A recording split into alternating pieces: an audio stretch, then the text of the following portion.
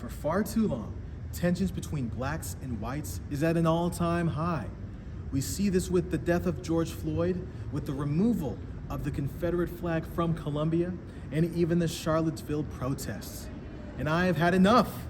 It is time that we stop fighting, that we stop playing subject to the mainstream media, to the leftist ideology, to the establishment ideology, to what society says when they see disparities between two individuals.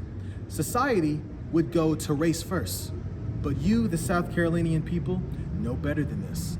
You know that it is about the individual, the content of their character, and not the color of their skin. And now, while some people may have heritage, that heritage is still American history.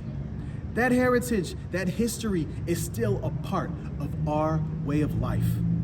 And the best way to accept that way of life is to forgive them. To forgive your Confederate counterparts for whatever their forefathers may have done in the past, because now, the relatives now are not accountable for it.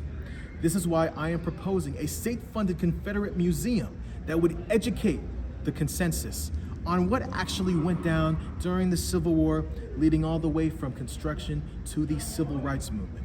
We must educate the public on what actually happened in history, presenting both sides to where we can eventually forgive each other's history and move together as a stronger and united South Carolinian people.